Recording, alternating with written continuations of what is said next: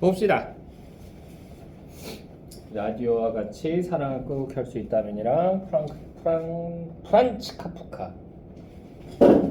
프란츠 카프카 소설 읽어봤는데 가장 대표적인 소설이 프란츠 카프카의 그 변신이라고 하는 작품이에요. 근데 그거 보면 이제 나가 자고 일어났는지 나가 이제 벌레가 되어 있었던 거죠. 거대한 뭐 그런 내용인데 읽으면서 뭘 얘기하고 싶은 거야? 이 생각이 들더라고. 읽어도 뭔 얘기인지 모르겠어. 그리고 그 인간 실격이라고 하는 소설도 있는데 그건 절대 읽지 마세요. 왜? 읽으면 진짜 우울함에 극을 찍을 수 있어요. 거기 나오는 주인공이 미친놈 같아요. 사이코패스도 아닌 것이 뭐도 아닌 것이, 그러니까 감정을 연기해요. 감정을 연기해요. 그러니까 왜 사람들이 이런 감정을 갖는지도 모르고 그러면서 자기는 인간으로서 실격된 존재다 막 이런 얘기하고 그거 읽으면서 스트레스 받았었어. 자, 일단은 라디오와 같이 사랑을 끄고 켤 수 있다면 보시게 되면 여기서 장정희 씨 나오죠. 장정희 씨 시가 연계규제에서는 아직까지 많이 나온 적은 없어요. 이분 말고 유하 씨 작품은 몇 번 나왔어요. 유하 씨 작품은. 근데 이 장정희라고 하는 사람은 시 경향이 뭐냐면요, 키치시예요. 키치라고 하는 게 뭐예요? 키치? 그래서 뭐 요새 뭐 연예인들 보면 키치미가 넘친다 뭐 이런 얘기 하잖아. 키치가 뭐냐면 쓰레기란 뜻이에요. 쓰레기미가 넘친다는 뜻이 아니야. 그러니까 약간 대중적이고 그런 느낌을 준다라는 얘기죠. 그래서 키치시라고 이름이 붙어 있는데 이 키치시라고 이름을 붙인 애들이 누구냐면 순수 문학하는 애들이에요. 순수 문학. 왜? 이딴 것도 시냐? 라고 생각하는 거지. 왜? 얘네들이 쓰는 시들은 거의 대부분 어떻다. 이 키치시를 쓰는 사람들의 경향은 패러디를 많이 해요. 그러니까 남의 시를 변형해서 쓰는 거 잘해요. 그러니까 오리지널리티가 떨어져요. 그리고 장정희 씨의 또 다른 작품 보게 되면 별별 거 다 나와요. 그냥 상표 그냥 아무렇지도 않게 얘기해요. 아침에 일어나서 나이키 티셔츠를 입고 잠자리에서 일어나서 머리맡에 있는 코카콜라를 마신다. 이게 시예요. 자, 그래서 걔네 입장에서는 오리지널리티도 떨어지고 예술성도 떨어진다라고 해서 키치시라고 얘기를 듣고요. 그래서 방금도 얘기했지만 패러디 같은 거 많이 한다. 패러디 해서요. 그러면 도대체 뭐 한다? 이걸 통해서 현대 사회, 현실을요 풍자하는 겁니다. 됐나요? 그래서 여기 나와 있는 라디오와 같이 사랑을 끄고 켤 수 있다면, 이거는요 누구의 시를 패러디한 거냐면 김춘수 씨의 꽃이라고 하는 작품을 패러디한 겁니다. 됐어요? 그래서 내가 너의 이름을 불러주기 전까지 넌 하나의 몸짓에 지나지 않았다라고 해서 시작하는 시 있었죠. 그치? 앞쪽에 있었어요. 자, 그거 패러디한 겁니다. 자, 그리고요 그 다음 작가 보시게 되면 여기 오규원이라고 하는 사람 나오죠.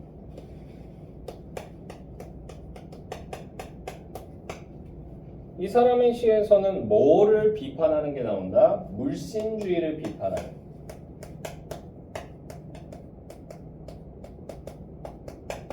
물신주의, 이게 뭐예요? 물질적인 것을 믿는다는 얘기죠. 물질만능주의 얘기하는 거예요. 황금만능주의, 물질만능주의. 됐나요? 다른 말로 뭐라고도 얘기해요. 물신주의는 배금주의라고도 얘기합니다. 배자가 배척할 배자가 아니에요. 숭배할 배자예요. 됐어요? 금을 숭배한다고. 됐니? 자, 그러면서 이 사람은요 뭘 중시하냐면 날것의 이미지를 중시하는 시도 많이 썼습니다.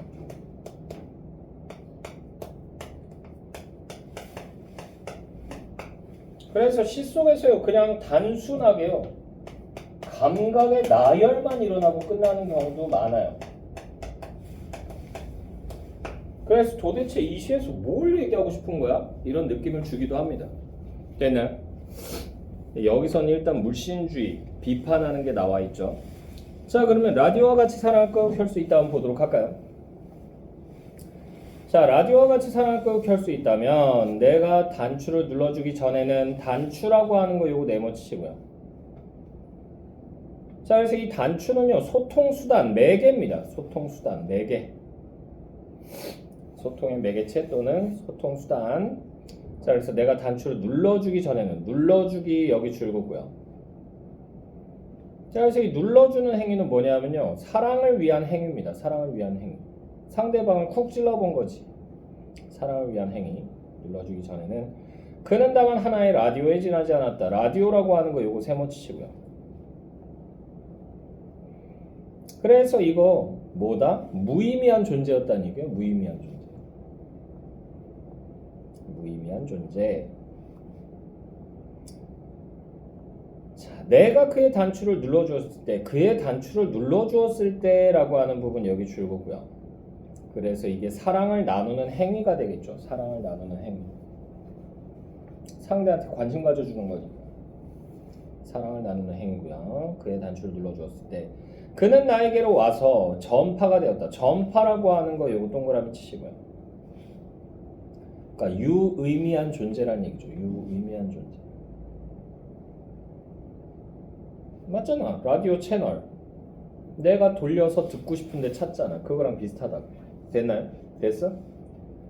자, 계속 보시면요. 내가 그의 단추를 눌러준 것처럼 누가 와서 나의 굳어버린 핏줄기와 황량한 가슴 속 버튼을 눌러다오라고 되어 있잖아. 자, 굳어버린 핏줄기와 황량한 가슴 여기 줄 쭉 그어주시고요. 앞에다가 세모 달아주시고요. 그래서 이게 뭘 나타낸다? 현대인의 삭막한 내면을 나타냅니다. 현대인의 삭막한 내면. 굳어버린 핏줄기와 황량한 가슴 속 버튼을 눌러다오 여기 줄거고요. 그래서 뭘 소망하고 있는 거야? 소통을 소망하고 있는 거야. 되니? 내가 너를 만져준 것처럼 너도 나를 만져줘. 나한테 관심 가져줘 라는 얘기예요. 됐나요? 계속 보시면요. 그에게로 가서 나도 그의 전파가 되고 싶다. 전파 동그라미 치시고요. 그러니까 유의미한 존재가 되겠다는 얘기죠. 유의미한 존재. 자, 그러면서 우리들은 모두 사랑이 되고 싶다. 끄고 싶을 때 끄고 켜고 싶을 때 켤 수 있는 라디오가 되고 싶다라고 돼 있죠. 자, 끄고 싶을 때 끄고 켜고 싶을 때 켤 수 있는 라디오가 되고 싶다. 여기 두 줄 묶어주시고요.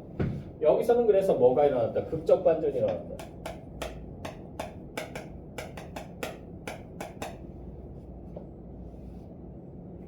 됐나요? 그러면서 끄고 싶을 때 끄고 켜고 싶을 때 켠다. 내가 필요하면 찾고 필요 없으면 버린다는 얘기잖아. 달면 삼키고 쓰면 뱉는다. 이걸 통해서 현대인의 사랑을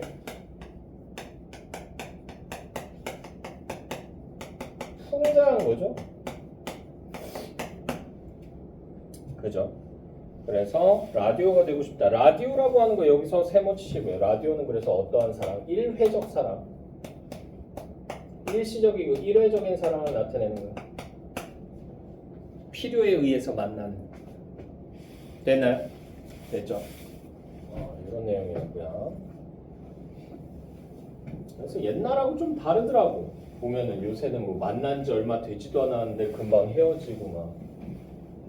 됐나요? 요새는 그 말 많이 쓰더라고. 썸 탄다. 썸 타는 게 도대체 뭐야? 어디까지가 썸이야? 그래서 내가 물어봤어. 저번에 한 번 하도 궁금해서 여학생들 반에 가가지고 야, 니네 썸 그러는데 썸 어디까지가 썸이야? 썸남하고 어디까지 할 수 있어? 그랬더니 키스까지도 가능하대. 그게 썸이야? 그거 사귀는 거 아니야? 내가 너무 보수적인 건가? 잘 모르겠어요. 난 이해가 안 되더라고. 손 잡는 것 정도까지는 난 썸이라고 생각해. 손 잡는 것까지. 나란히 이렇게 뭐 이렇게 산책하거나 뭐 이런 것도 썸이라고 볼 수 있는데 어떻게 이 썸이야? 난 이해 안 돼. 근데 요새는 조금 관념이 다르더라고. 그래가지고 전에 한번 재수반에 있을 때는 그냥 얘기해서 걔네들은 이제 성인이니까 물어봤어. 그래가지고 니네는 남자친구 생기면 어디까지 가능해? 그러면서 하면서 내가 그냥 아무 생각 없이 물어봤거든. 그랬더니 동거도 자기네는 상관없대. 동거도. 왜? 남녀가 유별한데 어떻게 동거를? 내가 너무 고리타분한 거지? 그래야 어쩔 수 없지 뭐. 아저씨잖아. 좀 있으면 쉬냐. 얼마 안 남았어. 자, 그래서 프란츠 카프카 거기 보시게 되면요. 메뉴 해서 나와 있죠. 메뉴판 모양을 따라한 겁니다. 자, 그래서요. 샤를르 보들레르, 칼 샌드버그, 프란츠 카프카, 이브 본느프아, 에리카 쫑, 가스통 바슐라르, 이하브 하산, 제레미 리프킨, 위르겐 하버마스라고 되어 있죠. 자, 그래서 메뉴라고 하는 부분부터요. 위르겐 하버마스까지 통째로 묶어주세요.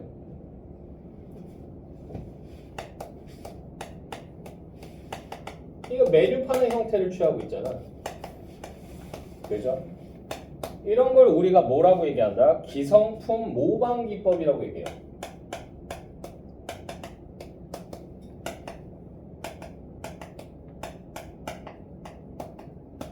기성품 모방 기법. 그리고 여기 나와 있는 이 샤를르 보들레르부터 위르겐 하버마스까지 이 사람들이 다 뭐다? 정신적 가치를 대변하는 인물인데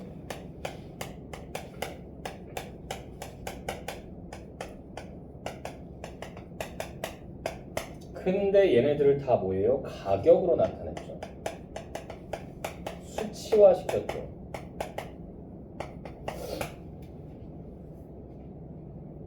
이걸 통해서 뭐 했다라고 볼 수 있다. 이 두 가지를 통해서 물신주의를 풍자한 거예요.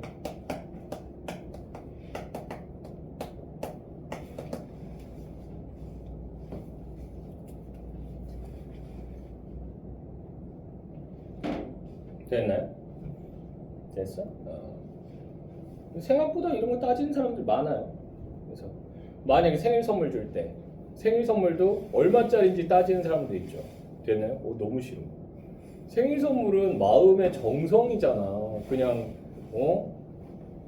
내가 할 수 있는 선에서 주면 되잖아. 근데 딱 받아보고는 오빠는 날 5만 원어치만 좋아하는구나. 뭐 이런 식으로 반응하면 진짜 막 죽여버리고 싶어요. 그런 게 어딨어. 있는 대로 하는 거지. 자, 계속 보시면요. 시를 공부하겠다는 미친 제자와 한자. 미친 제자라고 하는 거 여기 주역없고요. 시를 공부한다는 게 미친 짓이에요? 아니지. 근데 여기서 미쳤다라고 얘기했잖아요. 이거 반어적 표현이죠. 되나요? 이걸 통해서 현실을 자조하고요. 비판하는 거죠. 자, 시를 공부하겠다는 미친 제자 환자 커피를 마신다. 제일 값싼 프란츠 카프카, 제일 값싼 프란츠 카프카 여기 두 줄 묶어주시고요. 그래서 여기서 물신주의적 뭐를 현실을 비판한 거죠.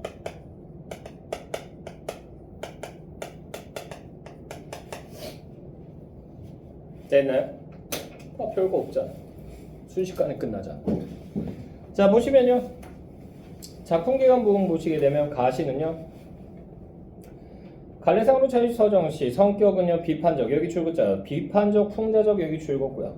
주제는요 쉽게 만나고 헤어지는 여기 줄글자 쉽게 만나고 헤어지는 현대인들의 사랑에 대한 비판 여기까지 줄었고요. 특징 패러디 기법을 통해 패러디 기법 여기 줄었고요. 추상적이고 관념적인 의미를 구체적 사물을 활용하여 풍자적으로 드러냈다라는 거. 자, 그리고 나시 보시게 되면 성격은요 비판적 시각적 풍자적이다. 비판적 시각적 풍자적 여기 줄었고요. 왜 시각적인지는 아시겠죠? 딱 보면 뭐처럼 생겼어? 메뉴판처럼 생겼잖아. 그치? 자, 그리고요 주제는요 물질적 가치만 중시하는 여기 줄글자 물질적 가치만 중시하는 사회현실 비판 여기까지 줄었고요. 특징은요 정신적 가치가 상품화되는 것은 정신적 가치가 상품화 여기 줄었고요. 메뉴판 형식으로 표현했다. 메뉴판 형식 여기 줄었고요. 자, 그리고 1등급 노트 부분 보시게 되면요 1등급 노트. 자, 그래서 라디오와 주제의 연관성. 그래서 무의미한 존재였던 라디오는 라디오 여기 네모치시고요. 단추를 매개체로 전원을 켰을 때 전파가 되어 의미를 부여받는다. 그러나 끄고 싶을 때 여기 줄글자 끄고 싶을 때 끄고 켜고 싶을 때 켤 수 있는 특성은 쉽게 만나고 헤어지는 현대인들의 사랑의 비유 여기까지 줄었고요. 되면서 비판과 풍자를 위한 소재로 활용되었다. 비판과 풍자를 위한 소재 여기도 줄었고요. 자, 나시 보시게 되면요. 정신적 가치의 상품화 효과, 정신적 가치의 상품화 효과 보시면 메뉴판의 형식을 빌려 메뉴판의 형식 여기 줄굼고요. 문학과 사상의 가치마저 물질적 가치로 평가하는 현대 물질 만능주의를 여기 줄굼자 현대 물질 만능주의를 풍자 여기까지 줄굼고요. 그래서 대상의 상품화 물신화 여기 줄굼고요. 자, 그리고 시인의 자조적 현실인식, 자신도 시를 쓰면서 시를 공부하겠다는 제자를 미친으로 표현했다. 미친 줄굼고요. 그래서 자조적 태도, 여기 줄굼자 자조적 태도, 물질 만능의 시대에 대한 비판 여기까지 줄굼고요. 됐나요? 네. 그거랑 비슷한 내용을 담고 있는 시가 이제 5번 문제에 나오는 거예요. 5번 문제. 됐나요? 묘비명이라고 하는 작품하고 같이 묶어서 많이 나옵니다. 됐죠? 그것도 비슷한 그런 느낌을 주는 작품이다라는 거. 우리 저번 시간에 광장까지 했죠? 네. 그죠? 그리고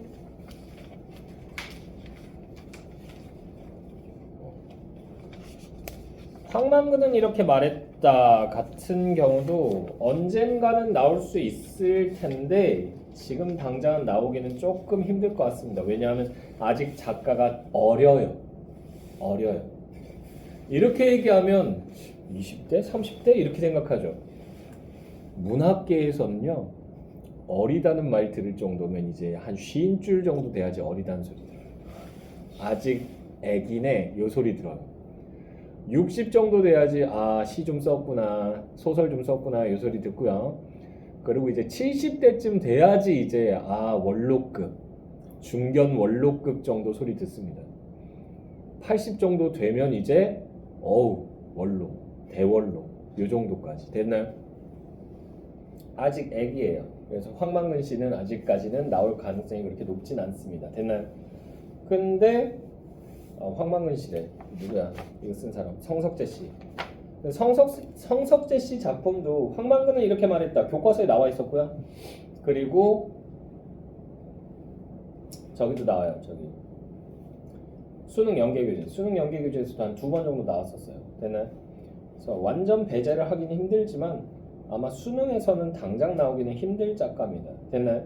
됐어. 아직 어리기 때문에. 자, 그래서 병신과 머저리를 보도록 할게요.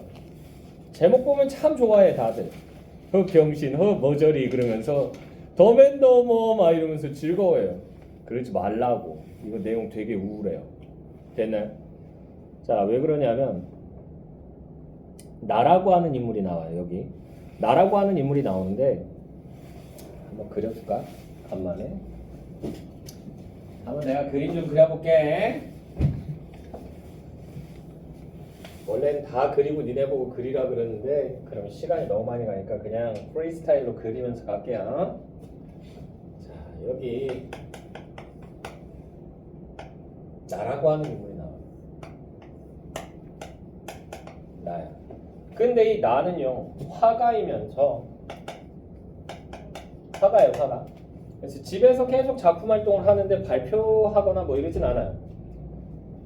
그리고 얘는 참정 경험이 없는 애예요. 6.25 이후의 세대입니다. 그리고 얘한테는 누가 있다? 얘한테는 형이 있어요, 형. 거의 위험한데? 넘어갈 수도 있겠는데?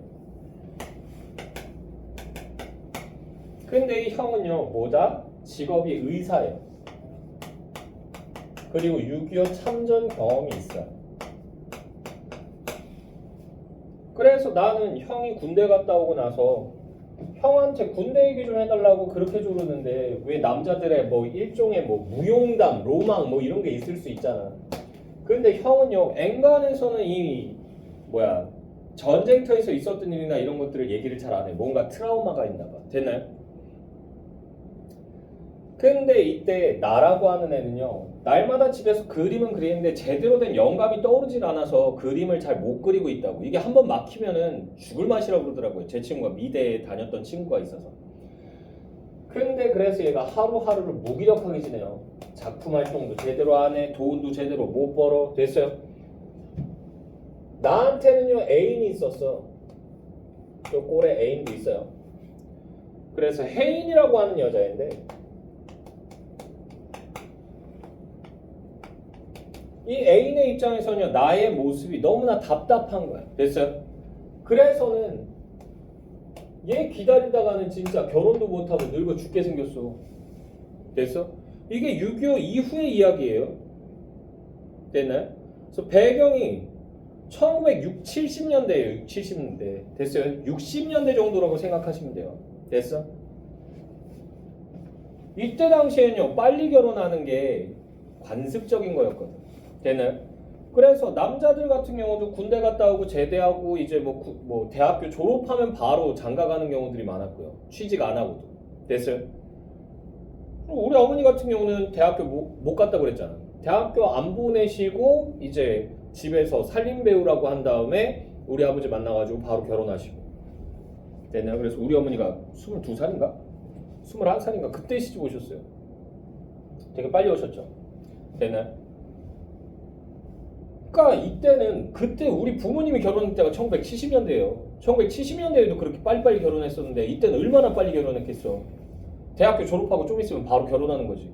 근데 얘 기다리다가 숨 넘어가게 생긴 거야. 그래서는 하루는 혜인이가 이렇게 지낼 거면 제대로 된 작가 활동도 못 할 거면 나 왜 만나니? 나 너하고 너 믿고 어떻게 살아? 그럼 나 믿고 살지 마. 이런 식으로 나온 거지. 그래서는 혜인이가 이럴 바에 우리 이별해. 헤어져. 라고 얘기한 거예요. 일종의 뭐라고 볼 수 있어요. 내가 봤을 때는 혜인이가 정말 얘를 사랑했으면 이거 충격요법으로 얘기한 걸 수도 있죠. 됐어? 그리고 남자들 잘 알아도 여자가 헤어지자고 하는 말은 이거라고. 뭐라고? 내 이놈! 내가 지금 너 때문에 언짢으니 어서 빨리 사과하지 못할까? 이 얘기를 하는 거라고. 근데 그거를 자기야 우리 헤어져. 그래? 이렇게 얘기하면 안 된다고. 근데 얘는요 무기력하게 그래? 그러면서 이거 받아들인 거죠. 수긍한 거죠. 그러고는 더 무기력하게 집에서 지낸 거야. 자, 이때 형도 일이 터집니다. 무슨 일이 터지냐면 형이 개인 병원을 하고 있었는데 여기에 한 소녀가 입원을 했었던 거야. 근데 얘를 수술을 해줬는데 수술을 했는데 그 수술이 잘못된 거죠. 그래서 소녀가 죽게 돼요. 의료사고. 됐나요? 이게 형한테는 뭐였던 거야? 충격이었던 거야. 그래서는 형이 뭐 해버린다? 병원을 문을 닫아버려요. 폐업합니다. 그러고는 날마다 자기 서재방에 앉아가지고 맨날 술만 처먹고 있는 거야. 형은 결혼도 했어요. 그러니까 형수가 보면 속이 답답하지. 그래서 도련님 제발 형님한테 뭐라고 좀 얘기해보세요. 제가 뭘요? 형 저러다가 진짜 폐인 될 것 같아요. 이런 얘기를 한 거지. 두문불출하고 술만 먹어요. 방 안에 술병이 막 굴러다니고요. 그리고 방 안에 예전엔 집에서 담배들 많이 폈어요. 방 안에 그 서재방 안에 잿더리가 있는데 그 잿더리 위로 꽃이 펴 있는 거지. 계속 담배꽁초로 꽂아가지고. 됐나요? 저러다 사람 죽겠다고. 근데 그러던 어느 날 그래서 나가 들어가 봐요. 형 방에. 근데 형이 어느 날인가 좀 변한 느낌이야. 완전 진짜 폐인처럼 면도도 안 하고 막 이러고 있다가 어느 날인가부터 면도도 하고요. 술 냄새도 안 나. 그래서 뭐지? 그래서 봤는데 형이 뭔가 마음이 바뀌었나 봐. 방에 가봤더니 형이요. 이 책상 위에 원래는 담배꽁초랑 담배랑 막 이런 것들이 가득 있어야 되는데 그게 아니고 그 위가 깨끗하게 치워져 있어. 방바닥에 있는 술병도 다 없어졌어요. 다 치운 거지. 그리고는 뭐가 딱 놓여 있는 거야? 원고지가 딱 놓여 있는 거야. 그 원고지에 뭔가를 쓴 거야. 그 뭔가가 이제 소설입니다. 되나요? 근데 이 소설 속에 근데 이게 형이 6.25 전쟁 때 겪었던 기억 같아. 됐어요? 나라고 하는 인물이 여기 나오는데 형이에요, 형. 근데 왜 그렇게 생각하냐면 형이 예전에 6.25 전쟁 때 한 번 낙오가 된 적이 있어요. 됐어? 낙오가 돼서 대열에서 이탈을 하게 된 거야. 탈영이 아니에요. 길을 잃은 거지. 북한군 진영을 막 이렇게 헤매고 다니고 막 이랬던 적이 있다고. 거기까지만 내가 알고 있고 그 이상의 이야기는 모르는데 그 내용이 나오는 거야. 그래서 형의 이야기라는 걸 짐작하게 돼요. 근데 여기서 형은 혼자서 낙오가 됐던 게 아니지. 2명 더 같이 낙오가 됩니다. 그게 누구냐 하면 한 명은 김일등병이에요. 김일병. 일병 짝대기 2개짜리 되나요? 하나에서 하나 올라간 거야. 불쌍한 애들이야. 일병. 일병은 왜 일병이라고 부르는지 알아? 일만에서 일병이에요. 됐어요? 이병은 이 갈려서 이병이에요. 상병은 상처받아서 상병이에요. 그래서 마음의 상처. 왜? 고참들이 내리갈굼하거든. 밑에 애들 때문에. 그러니까 내가 잘못한 거 하나도 없는데 상처받아. 그것도 나랑 같이 1년 가까이 지낸 사람들하고. 그때 사이가 많이 틀어져요. 고참들하고. 되나요? 병장은 걔는 그냥 냅둬. 집에 갈래. 됐어? 걔는 신경 안 써도 돼. 그런데 김일등병 말고 한 명 더 같이 낙오를 했는데 걔가 누구야? 오관모였던 거지. 근데 이 오관모가 이 셋 중에서는 가장 직급이 높았었나 봐. 됐어? 근데 낙오를 했는데 얘네가 그래서 이제 먹을 게 별로 없는 거야. 됐어? 비상식량, 전투식량 이런 거밖에 없고요. 간혹가다 유행군들이 이렇게 비행기 날려요. 비행기 날리면 얘네들이 그 낙하산에다가 그 나무 박스 같은 거 이렇게 묶어가지고 이렇게 밑으로 막 던지거든요. 혹시나 낙오된 아군이 있으면 걔네들 그거 먹고 버티라고.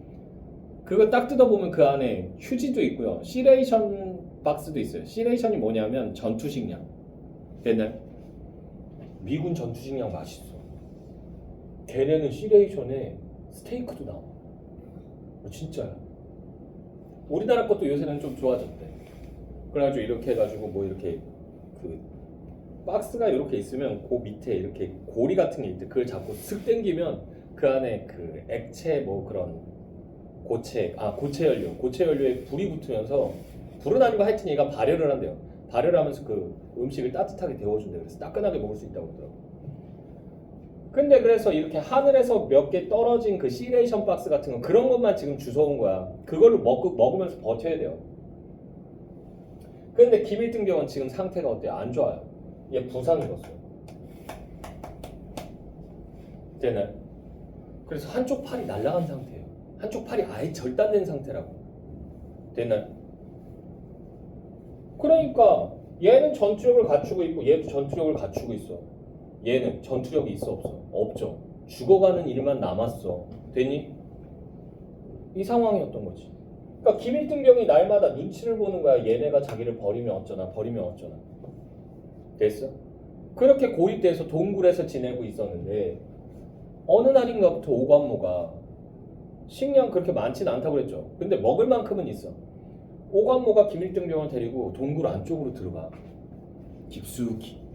그랬다 들어갔다가 나올 때마다 둘이 약간 지쳐있는 모습으로 나오는 거야. 뭘 했는지는 모르겠지만. 알고 봤더니 오관모가 남새끼가 있었던 거지. 그래서 뭐 한 거야? 얘를요.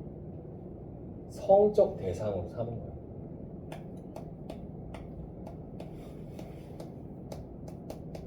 그래서는 한 번 깊은 동굴 속으로 들어갔다 나올 때마다 먹을 걸 던져주는 거야.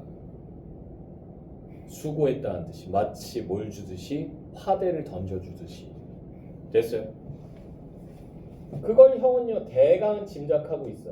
근데 거기에 대해서 뭐라고 말은 안 해. 관망하고 있습니다. 됐나요? 그러다가 점점 어떻게 된 거야? 식량이 떨어져 가는 거지. 이제는 생존의 문제가 달린 거죠. 그치? 그러니까 오관모한테 더 이상 김일병은요 중요한 존재가 아니야. 자기 사는 게 중요한 거지. 그래서 얘는 일종의 뭐예요? 밥벌어지나 마찬가지잖아. 그래서 김일등병을요 끌어내요. 평상시 같으면 항상 동굴 안으로 데리고 들어가는데 동굴 밖으로 끄집어낸다고. 그래가지고 형이 밖에 나가서 잠깐 순찰 들고 이렇게 딱 들어오다 그걸 딱 마주친 거지. 평소랑 다르잖아. 뭐지? 그러면서 이렇게 보고 있는데 형을 무시하고는 오관모가 빨리빨리 걸어가란 말이야! 그러면서 막 김일등을 밀쳐요. 그러면서 이런 밥버러지 같은 새끼, 먹을 줄만 알지 할 줄은 아무것도 모르는 새끼야. 나가서 땔감이라도 주워오라고! 그러면서 계속 밀치는 거지. 그래서 형이요, 느낌이 이상하니까 쎄하니까 오관모의 팔을 탁 잡아요. 하지 말라고. 근데 오관모가 그 자리에서 팔을 탁 뿌리쳐버리는 거지. 뿌리치고는 뭐 이 자식아, 여태까지 실컷 구경만 하다가 이제 와서 뭐 정의의 사도처럼 굴려고? 그러지 말고 조용히 네 동굴에나 처박혀 있어! 그런 다음에 김일등병을 끌고 가는 거지. 등을 밀치면서. 그러고는 이렇게 숲을 끼고 이렇게 돌아서 시야에 보이지 않는 곳으로 갑니다. 그러고 나서는 탁! 김일등병을 살해해버려요.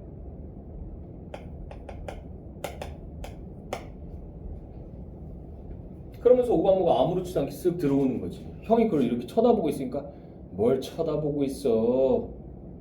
뭐 볼 일 있어? 꺼지라고! 그러면서 이제 오관모가 형을 무시하고 동굴 속으로 들어가 버린 거지. 소설이 딱 여기까지 진행되어 있었던 거야.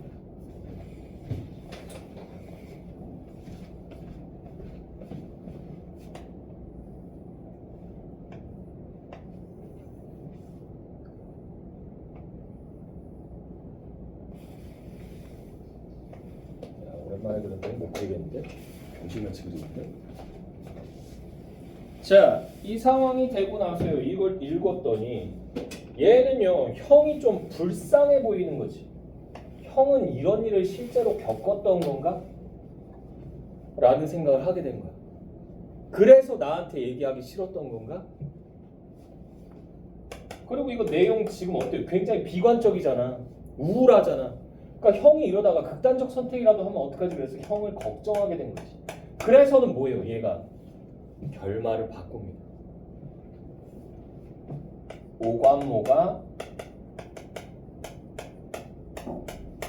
김일병을 죽이는 게 아니고 누가 김일병을 죽이는 거고, 형이 용기를 내서 생존을 위해서 김일병을 죽이는 거예요.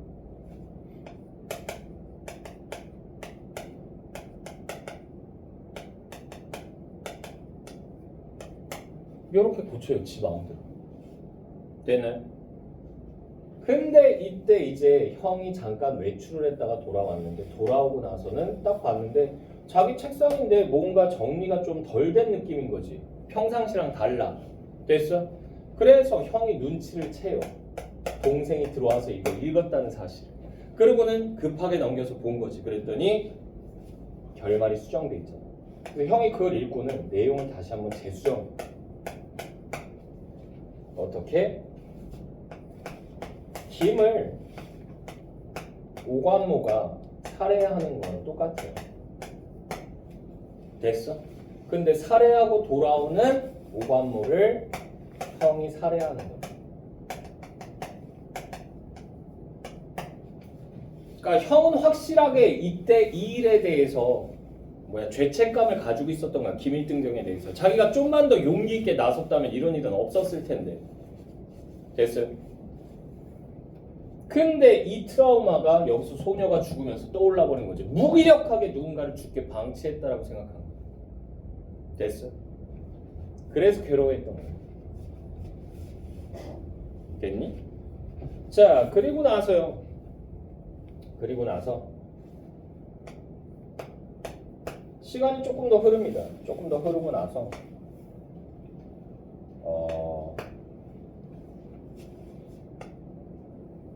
그동안 연락이 끊겼던 혜인이한테 연락이 와요. 혜인이가 뭘 한다고? 결혼을 한다고. 딴 남자랑 결혼한다고. 그러면서 얘 앞으로 청첩장이 온 거야. 전 남친한테 청첩장을 보냈다고. 됐어? 딱 여기까지 얘기하면 여학생들 반응이 쌍년, 미친년 여기까지 나와요. 근데 내가 봤을 때는 혜인이는 사실은 이때 헤어지고 싶지 않았어. 자극을 주기 위해서 말했던 건데 얘가 그냥 너무 쿨하게 수긍했던 거야. 그러니까 아직도 사랑하는 마음이 있기 때문에 마지막으로 정신 차리라고 청첩장을 보낸 거라고 볼 수 있죠.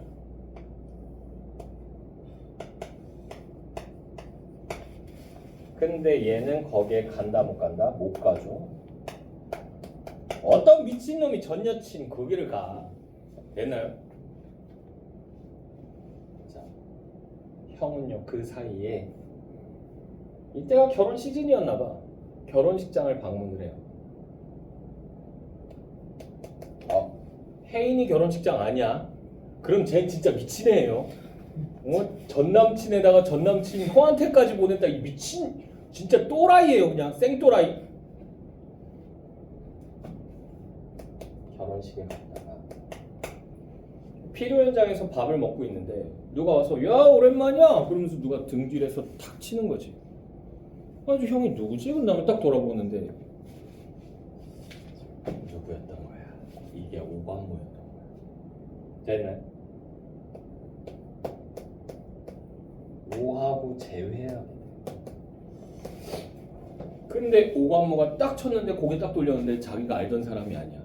거기다가 누구야? 같이 낙오됐던 형이었다는 사실을 알아보게 되지. 그래가지고 그 순간 오관모가 얼어붙어요. 그래서 죄송합니다. 제가 사람을 잘못 봤나 봐요. 그러면서 마치 귀신 본 사람처럼 도망간다고. 왜? 형은 오관모의 감추고 싶은 치부를 알고 있잖아. 됐어? 만약에 이 사실이 알려지게 되면 얘는 사회적으로 완전 매장이에요. 남색했지. 거기다가 부상 입은 동료를 총으로 쏴 죽였지. 됐나요? 그러니까 사람 잘못 봤다고 하고 도망간 거지. 그 모습을 딱 보면서 형이요 깨달음을 얻게 돼. 나는 지금까지 뭐 했구나. 소설을 쓰면서 내가 하지 못했던 것을 대신 대리만족을 얻고자 했던 거구나라는 걸 깨닫게 돼요. 되나요? 근데 그렇게 해서 대리만족을 얻는다고 해서 내 정신적인 상처가 낫는다 안 낫는다? 안 낫는다는 걸 깨닫게 되죠. 그래서 형이 집으로 돌아와서는 소설을 소각해버려요.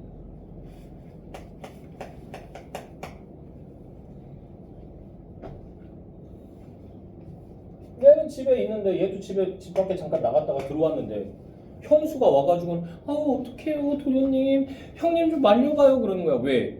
아내가 방 청소를 한다고 그럴 때도 절대 그 원고에는 손대지 말라고 그랬었거든. 근데 그렇게 소중하게 생각하던 원고를 집에서 양동이 같은 거 갖다 놓고 거기다가 불 이렇게 해가지고 계속 태우고 있는 거야. 불쏘시개처럼. 이러다 뭔 일 나는 거 아니에요? 그러면서 얘기하는 거지. 형 왜 이래? 왜 이러는 거야? 그러면서 형을 딱 만류를 해요.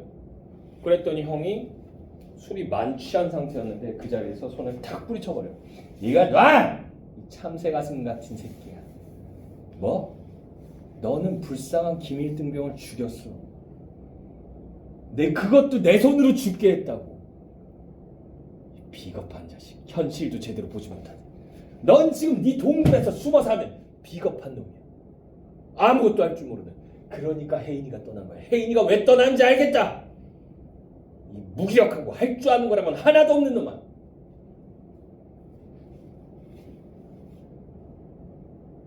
내가 할 말이 없어져요. 가만히 있어요. 왜? 진실이니까. 팩트니까. 너같이 아무것도 할 줄 모르고 의욕도 없고 그런 놈은 그냥 동굴에나 처박혀서 살아. 네 동굴에나 들어가 버리라고! 그러면서 난리를 쳐요. 그래서 내가 그 말을 듣고는 약간의 충격도 받고요. 무섭기도 하죠. 그래서는 얘가 자기 방으로 돌아가서는 있는데 그때 이제 형의 질책을 듣고 얘가 깨달음을 얻게 된 거죠. 형은 자신의 아픈 부위를 이제 정확하게 아는 것 같아요.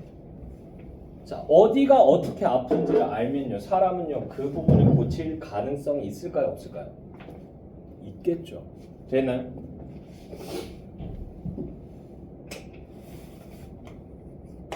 그러니까 형은 이제 본인이 아픈 원인을 알아요.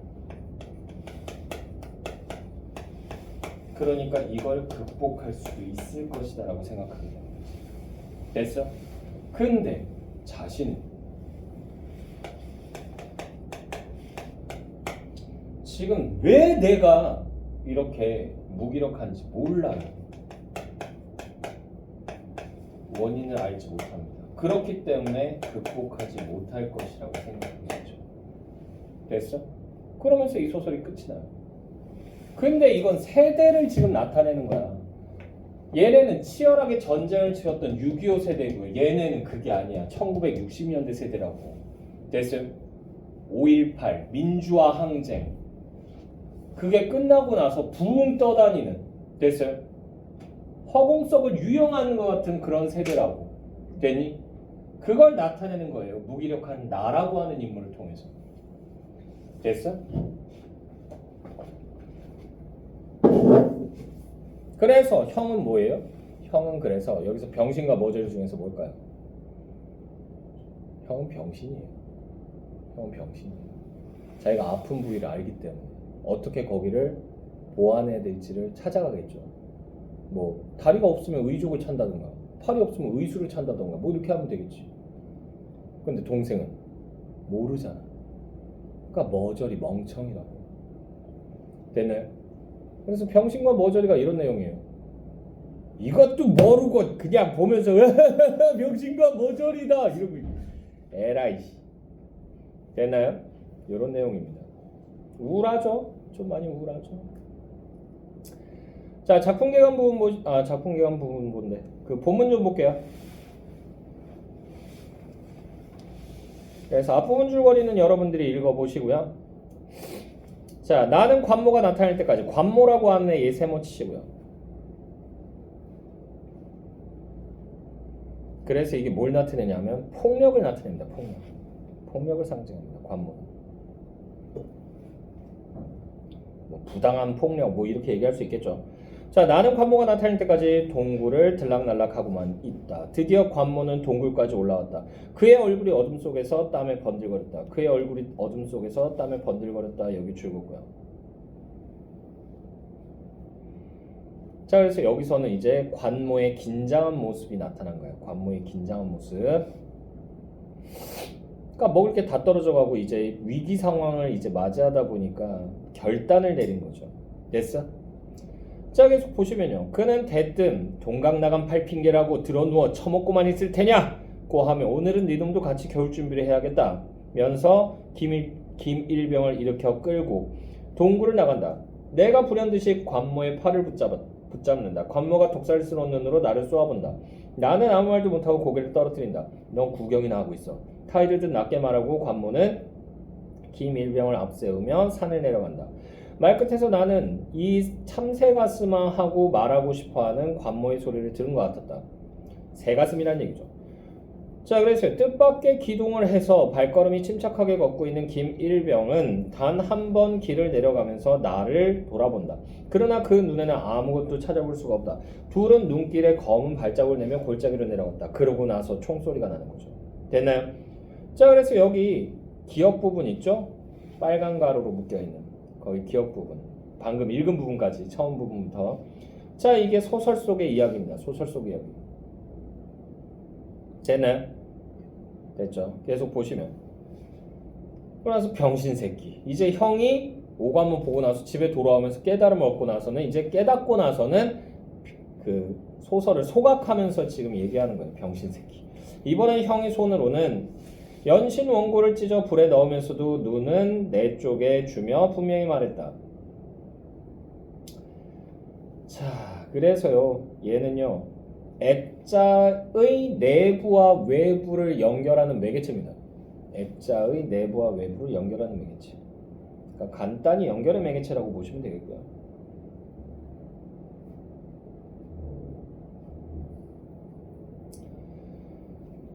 자, 그래. 도망간 아가씨 얼굴이 그리고 싶어졌군. 도망간 아가씨 얼굴이 그리고 싶어졌군. 그러니까 얘가 그림을 그리는데 방에 그림이 있었거든.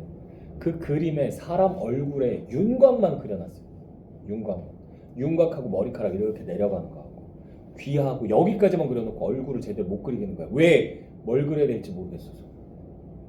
근데 형은 그걸 알아본 거지. 왜? 놓치고 나니까 그립냐? 아쉽냐? 이 얘기하는 거예요. 됐어요? 나는 아직도 더 참을 수 있다고 생각했다. 그래서 나는 아직도 더 참을 수 있다고 생각했다. 여기 가로로 묶어주시고요. 그래서 여기서 나의 수동성이 드러나요. 나의 수동성. 왜 분명히 형은 나를 지금 모욕하는 말을 했어요. 그러면 한마디 대꾸라도 할 만한데 아무 말도 안 하고 가만히 듣고만 있잖아. 됐어요? 나의 수용성 드러나고요. 자, 아주머니는 여전히 형과 나의 얼굴을 무표정하게 번갈아 보고만 서 있었다. 다 소용없는 짓이야. 오해였어. 그러니까 다 소용없는 짓이라고 하는 거 이거 즐겁고요. 자, 그래서 소설을 창작하는 것의 한계를 깨달은 거죠. 소설 창작의 한계. 그러니까 한마디로 뭐다? 대리만족 해봤자 나아지는 거 달라지는 건 없다는 얘기예요. 됐나요? 자, 계속 보시면요. 다 소용없는 짓이야. 오해였어. 형은 다시 중얼거리는 투였다. 나는 지금 형에게 원고를 불태우는 이유를 이야기시키려는 것은 소용없는 일인 것 같았다. 방으로 들어가려고 했다. 방이라고 하는 곳 여기 세모 치시고요. 그래서 현실 도피적 공간입니다. 현실 도피적 공간. 자, 거기 있어! 형은 벌떡 몸을 일으키는 체하며 호령했다. 기껏해야 김일병이나 죽인 주제에 임마 넌 이걸 다 읽고 있었다. 불쌍한 김일병을. 그 아가씨가 널 싫어하는 건 당연하다. 왜? 너라고 하는 존재는 수동적이고 무기력하고 할 수 있는 게 아무것도 없으니까. 됐나요? 자, 넌 내가 소설을 불태우는 이유를 묻지 않는군. 너무나 정색을 한 목소리여서 나는 형의 얼굴을 보려고 했으나 형의 손이 귀를 놓아주지 않았다. 얘가 막 귀 잡아 당기고 말이거든. 술 취해가지고. 되나요? 자, 그런데 너 또 읽었겠지만 그 내가 죽인 관모놈 있지 않아? 오늘 밤 나 그놈을 만났단 말이야. 그러니까 관모는 버젓이 살아있다는 얘기죠. 됐어요? 그러니까 대리만족 가지고 바뀌는 게 없다는 거예요. 얘는 이것 때문에 안 거야. 그러고는 잠시 말을 끊고 나를 천천히 살펴보고 있었다. 그 눈은 술에 젖어 있었으나 생각이 멀리 있는 것처럼 보이는 것은 결코 술 때문만은 아닌 것 같았다. 그러나 형은 이제 안심이라는 듯 큰 소리로 그래 이건 쓸데없는 게 되어버렸지 이 머질 새끼야! 그렇다고 해도 이제 형은 곧 일을 시작하게 될 것이다. 그러고 나서는 꺼져 이 참새 대가리 같은 새끼야. 참새 가슴 같은 새끼야. 네 동굴로나 꺼져버리라고! 그러면서 막 소리를 지른다고. 됐어요? 그러고 나서 이제 얘가 이제 방에 들어오고 나서 이 생각을 하는 거야. 그렇다고 해도 이제 형은 곧 일을 시작하게 될 것이다 라고 하는 부분 여기 가로 묶어주시고요. 왜요? 형은 아픔의 이유를 알죠. 되는 형은 아픔의 이유를 알기 때문에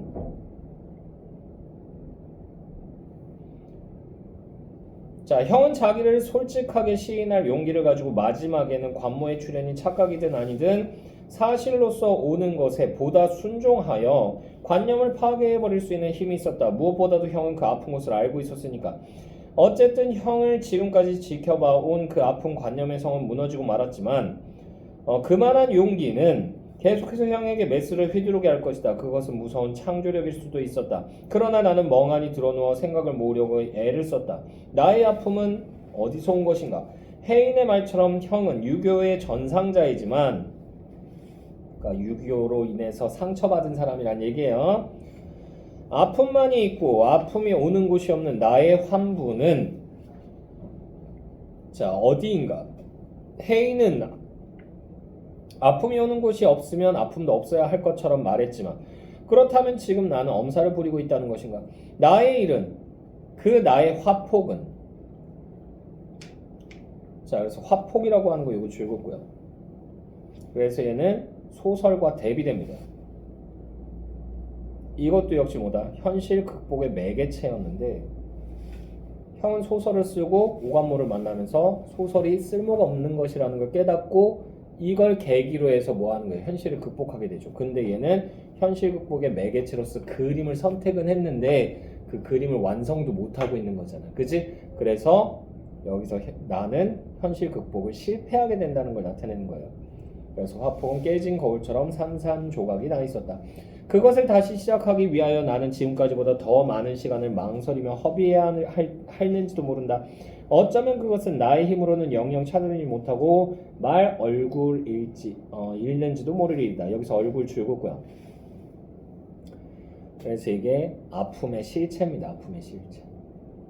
난 도대체 뭐 때문에 괴로워하고 아파하는 거지? 됐나요? 자, 그래서 나의 아픔 가운데에는 형에게서처럼 명료한 얼굴이 없었다. 이렇게 하고 소설이 끝이 나요. 됐나요? 자, 그래서 작품 개론 부분 볼게요. 관례상으로 단편 소설, 액자 소설입니다. 단편 줄긋고 액자 줄긋고요. 성격은 논리적, 여기 줄긋자, 논리적, 심리적, 추리적, 여기 줄긋고요. 그래서 이청준 씨 소설에서 이렇게 추리적인 내용을 다루는 게 좀 많아요. 어떤 상황이 있으면 그 상황을 따라가서 그 원인은 뭔지, 그 결말이 뭔지를 추적해가는 겁니다. 자, 시점은요 1인칭 관찰자 시점과 주인공 시점의 혼용 여기 줄거고요. 자, 외부는 1960년대 남한의 화실과 병원이고요. 내부는 6.25 전쟁 당시 북한 강계지역.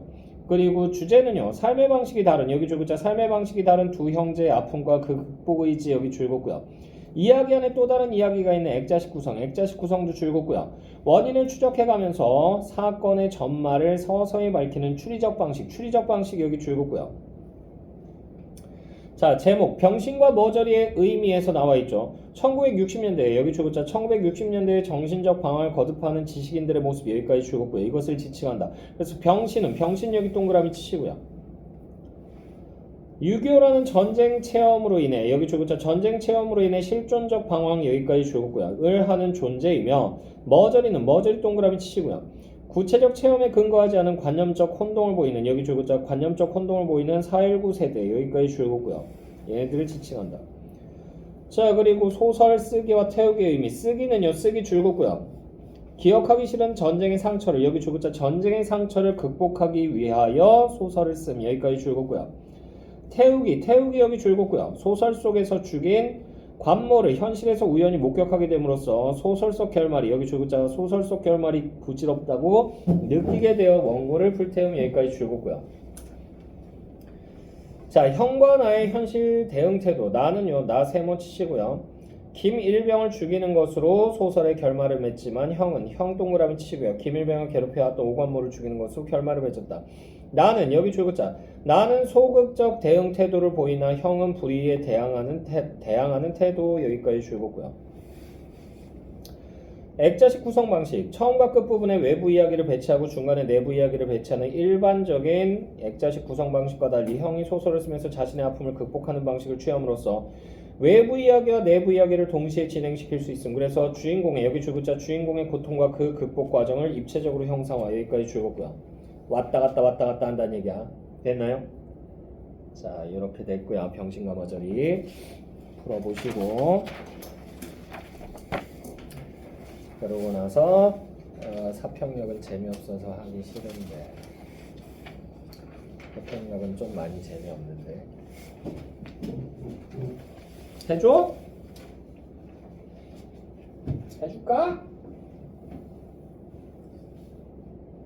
얘는 EBS 연계교재에도 몇 번 나오긴 나왔었어요. 그리고 이 사평역에서라고 하는 시가 있습니다.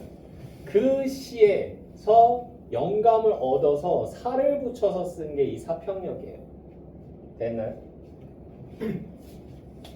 시의 일부분이 조금씩 차용되어 있기도 해요. 놀래라.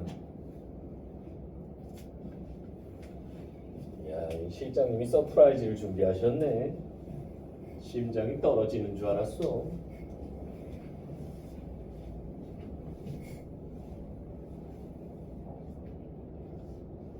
사평역 해? 해마라. 일단 저는 내용을 알고 있긴 한데. 너 내신 때 했었나? 네. 안 했지. 네. 가위바위보. 이긴 사람 뜻대로 하자. 안 내면 진 거 가위바위보. 어떻게 할래? 근데 뒤에도 해야 되는 거 아니에요? 뒤에 것도 하긴 해야지. 뒤에 깎아? 일단 넘길게요. 그래. 해삼바가지 하자. 제가 개인적으로 좋아하는 작가입니다. 누구냐면 박완서 씨. 여자분인데 돌아가셨어요. 돌아가셨고 그 아름답고 그래서 좋아하는 게 아니고 이분의 글은 딱 읽으면요 그 느낌이 있어요. 그래서 저는 모르고 그냥 읽는 경우도 있거든요. 왜냐하면 소설 나오면 그냥 전 처음부터 그냥 쭉 읽어버리기 때문에 모의고사 풀 때도. 근데 읽다가 보면 중간쯤 가면요 이거 박완서 씨 글인가? 라는 느낌이 나타나는 좀 그런 게 있어요. 흡입력이 있어요. 쭉 빨아들이는. 됐나요? 그래가지고 얼마 전에도 고등학교 2학년 모의고사인가 1학년 모의고사 수업 준비하다가 이렇게 보는데 읽는데 박완서 씨 작품인가? 그런 느낌인데? 그래가지고 읽다가 이렇게 넘겨서 딱 보니까 딱 박완서 씨 그거더라고. 그래가지고 깜짝 놀랐어요. 와 그러면서 굉장히 필력이 좋으신 분이에요. 필력이 좋으신 분. 필력이 좋다는 얘기가 뭐냐면 독자들이 딱 읽을 때 확 끌어당기는 그게 있어요. 됐나요? 그래서 제가 개인적으로 굉장히 좋아하는 작가인데 돌아가셨습니다. 그때가 2013년인가? 그때쯤에 돌아가셨어요. 13년인가 14년 잠깐만 14년? 15년? 15년인가 보다. 2015년쯤 그때쯤에 돌아가셨어요. 그래서 이분 작품이 어디도 나왔다? 수능에도 나왔습니다. 그래서 박완서의 나목이라고 하는 작품. 이 나목이 이제 등단했던 시기에 거의 초창기 작품 정도라고 보시면 되는데 해산바가지는 좀 나중에 쓰신 거예요. 해산바가지는 특히나 이제 박완서 씨를 제가 왜 좋아하냐면 필력이 좋은 것도 있는데 이제 거의 대체로 이제 6.25 전쟁 끝나고 나면 6.25 전쟁 이후에 피폐함 얘기하거나 전후 소설 아니면 그거 아니면 산업화로 인해서 인간 소외 현상 이런 것들 많이 얘기하거든요. 근데 거기에서 이제 1980년대에서 90년대로 넘어가는 중간을 이어주는 작가가 없는데 박완서 씨가 거기를 이으세요. 됐나요? 그래서 제가 대단하다 이분 이런 생각을 하고요. 특히나 사회적 문제 이슈가 됐던 게 뭐냐면 남아선호 사상. 그래서 1980년대까지만 해도요. 엄마들이 병원 가서 엑스레이 같은 거 찍잖아. 근데 성별이 딸이다라고 하면 병원에서 바로 그 자리에서 낙태 수술하는 엄마들도 많았어요. 왜? 아들이 아니잖아. 그게 굉장히 이슈화 됐었습니다. 언제까지? 1990년대까지. 됐나요? 1990년대에도 그랬어요. 그래서 법이 나왔죠, 법. 그래서 아이의 성별을 부모한테 알려주지 못하게 하는 법이 나왔어요. 지금도 병원에서 대놓고 얘기 못해요. 병원에서 어머 아들이네요 이 얘기 못해요. 어머 딸이네요 이 얘기 못해요. 애 둘러서 얘기해요. 애기방 준비하셨어요? 네. 벽지는 핑크색으로 하시면 좋을 것 같아요. 그러면 남자는 핑크지 이거야? 물론 패션 리더는 핫핑크 할 수도 있어. 근데 대체로 여자애란 얘기잖아.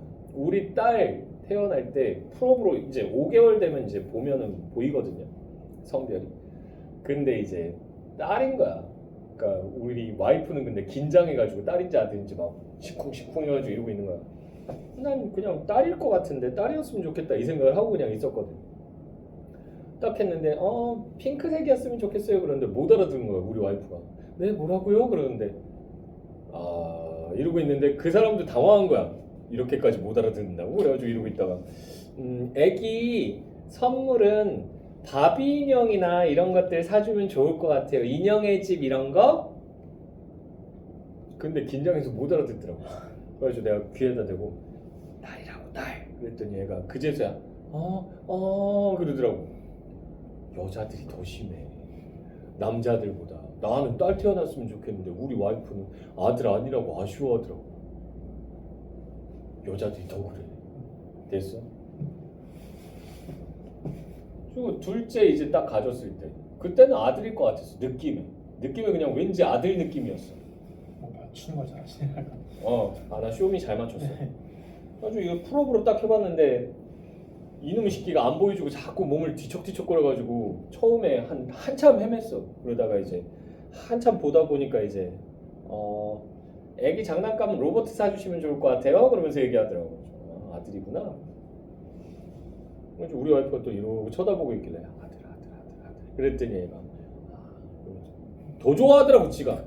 그래놓고는 나중에 지금 와가지고 얘기하면 네가 남아선호 사상이 있었지 내가 있었냐 그러면서 얘기하면 에이 내가 나 때문에 그랬냐 네가 니네 집에서 독자고 큰아들이고 그러니까 내가 대를 이어줘야 된다는 그런 막중한 책임감에 그러면서 말도 안 되는 소리를 하고 있어.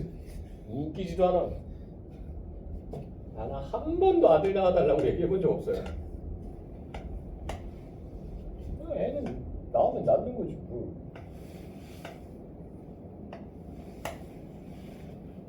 요새는 옛날엔 이렇게 얘기했거든.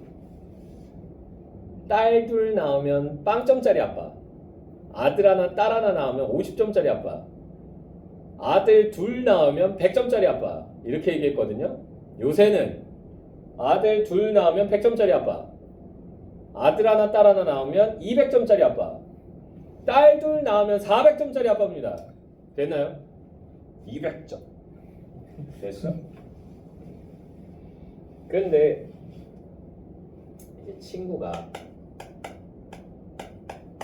나한테 있는데 나한테 제안을 하는 거야. 왜 제안을 하냐면 며느리가 있는데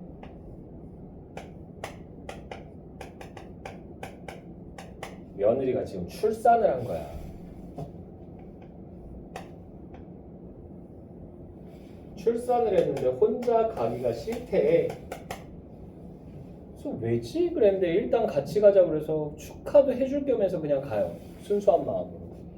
근데 축하해주러 딱 갔는데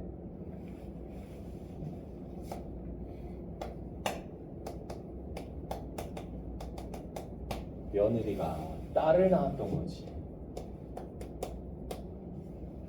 그러니까 눈치를 주고 막 이러는 거야. 나 진짜 속상해 죽겠다. 너 때문에 내가 못 살겠어. 우리 집안 손 귀한 거 모르니? 아들을 낳아야 될 거 아니야, 아들을. 막 이런 소리를 하는 거지.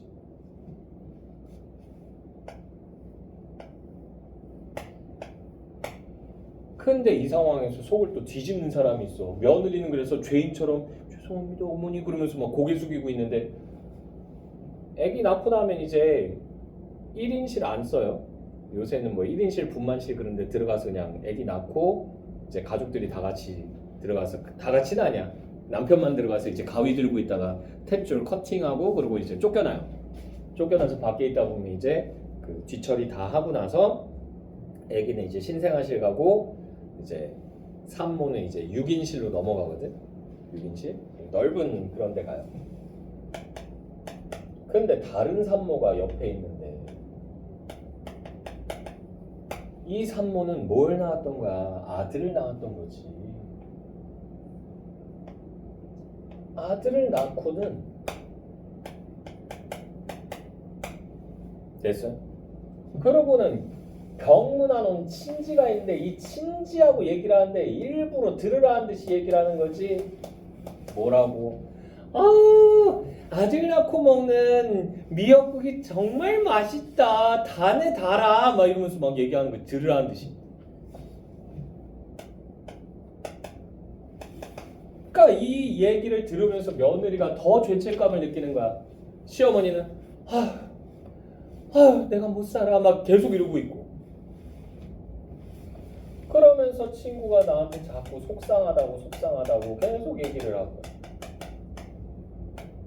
이런 다른 산모의 자랑하는 듯한 이 모습을 보면서 나는요 뭘 느낀다? 혐오감을 느낀다.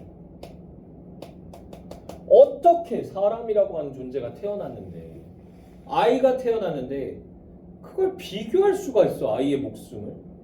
같은 사람이잖아. 남자면 더 고결해? 여자면 비천해요? 요새는 안 그렇다니까. 요새는 딸 낳으면요 걔 결혼하잖아. 예전에는 어디로 많이 갔어? 예전에는 시댁 근처로 많이 갔어요. 시댁 근처로. 요새는 어디로 많이 간다? 와이프 친정댁 근처로 가요. 왜? 시댁하고 친정댁하고는 도움의 손길의 정도가 달라. 무슨 얘기인지 알겠어요? 시댁 근처로 가잖아요? 그럼 시어머니가 시도 때도 없이 찾아와요. 그런 다음에 비밀번호 막 알려달라고 그래가지고 비밀번호 눌러가지고 들어가셔. 근데 요새 맞벌이 많이 하잖아. 맞벌이 그러면 둘 다 정신없어가지고 막 아침에 겨우겨우 막 씻고 막 옷 대강 입고 나왔을 거 아니야.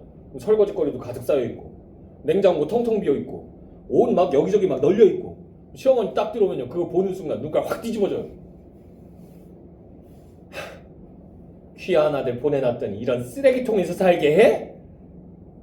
별입니다. 저녁에 퇴근하고 딱 오면 예 며느라 잠깐 얘기 좀 하자. 그래서 저쪽 방에 가가지고 막 뭐라 그래요.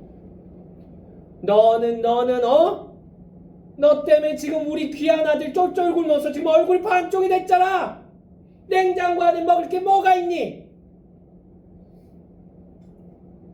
눈치 없이 남편이 와가지고 엄마 나 요새 살쪘어 4kg. 넌 닥치고 있어! 집을 뒤집어 엎고 가요. 그렇다고 청소해줘? 안 해줘요. 안 해줘요. 간간히 찾아서 한 번씩 뒤집어 엎고 가세요. 그리고 시댁 가면 며느리는 뭐 해야 돼? 설거지 해야 되지, 밥 해야 되지, 음식 해야 되지, 그지? 근데 오라 그래. 아들 얼굴 보고 싶으니까 와. 그 새아가도 데리고 와. 그래서 엄마 요리 안 해놔. 그럼 애가 와가지고 해야 되는 거야. 퇴근하고 힘들어 죽겠네. 근데 아들내미는 야 니네 솔직히 니네 입맛은요 누구한테 맞춰져 있어? 엄마 손맛에 맞춰져 있어. 그러니까 당연히 엄마 거 못 먹고 있다가 오랜만에 먹으니까 맛있잖아. 와 엄마 파김치 진짜 맛있다. 하면서 막 밥 먹으면 또 눈빛이 싸해져요. 예 잠깐 얘기 좀 하자. 그러면서 또 데리고 가. 쟤 지금 밥 먹는 거 봤니? 걸신 들린 것처럼 먹잖아. 너 밥 안 해주니? 아니 어머니 그게 아유 우리 아들 점점 메말라가네. 엄마 나 그때보다 4kg 더 쪘어. 넌 닥치고 있으라고. 부은 거야 그거. 별소리 다 해요. 애기 낳으면 시어머니 와서 봐줄까요? 안 봐줘요. 그냥 애기만 보고 가세요. 애기를 보시고 가세요. 아유 우리 손주 잘 크고 있네. 나 간다. 자 친정엄마 버전으로 가보죠. 친정엄마. 친정집 근처야. 그럼 친정엄마 와요. 엄마도 자주 와요. 왔는데 딱 보고는 집 엉망이잖아. 시어머니와의 차이. 잔소리는 해요. 야, 너 이래가지고 이서방 먹고 살겠니? 냉장고 안도 텅텅 비어있고 아우 내가 너 진짜 어디 가서 너 창피해서 내가 딸이라고도 얘기도 못해. 그러면서 엄마 이미 설거지하고 있어요. 아우 진짜 맨스테기 그러면서 이미 냉장고도 꽉 채워놨어요. 빨래 다 돌려놨어. 집 청소 깨끗해요. 친정엄마는 잔소리 나지만 다 도와줘요. 친정집 갔어. 그럼 냉장고에서 이제 엄마가 이렇게 막 이제 막 반찬 같은 거 꺼낼 거 아니야. 그러면 어머니 와 이거 깻잎치 너무 맛있어요. 와 이거 파김치도 그러면서 얘기하면 가만히 들어요 딸내미는. 그랬다가 냉장고를 뒤지기 시작해요. 뒤져가지고 딱 봤는데 어머 엄마 파김치 새로 담근 거지. 아까 우리 먹은 거. 그렇지. 아빠 파김치 좋아하잖아. 알았어 엄마. 우리도 가져갈게. 이서방 아까 잘 먹더라. 그러면서 그냥 들고 가요. 도둑년이 이런 도둑년이 없어요. 그냥 냉장고 안에서 다 들고 가 그냥. 엄마 이거 템파는 내가 나중에 씻어서 돌려줄게. 씻어서 아무것도 안 들어있는 상태에서 돌려줘요. 다시 채우라는 얘기죠. 엄마 리필. 애기 낳아요. 어떨 것 같아 친정엄마? 친정엄마는요 와가지고요 거의 살아요. 살면서 애 보고 다 해요. 왜? 본인이 힘들어봤잖아. 아무도 안 도와줬잖아. 근데 우리 딸내미 막 지쳐서 자고 있는 거 보면 불쌍하잖아. 그러니까 애기 막 그 분유도 타서 먹이고 트림도 시키고 설거지도 하고 막 집안 다 도와줘요. 엄마 왔어 언제 왔어 그러면서 이러면 아유 더 자. 그러니까 요새는 대체로 어디로 간다? 친정집 근처로 가요.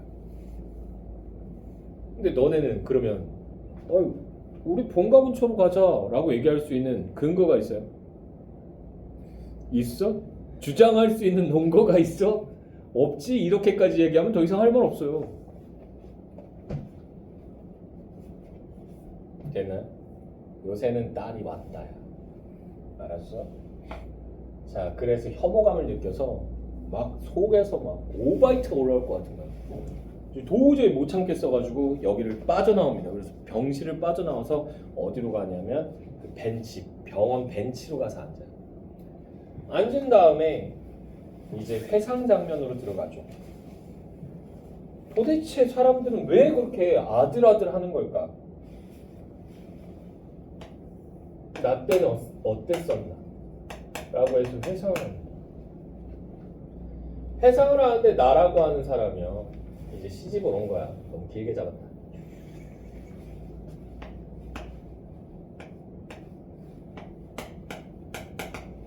나 시집 왔는데 시어머니가요. 홀몸으로 이제 누굴 키운 거야. 아들내미를 키웠던 거야. 나의 남편을. 됐어요?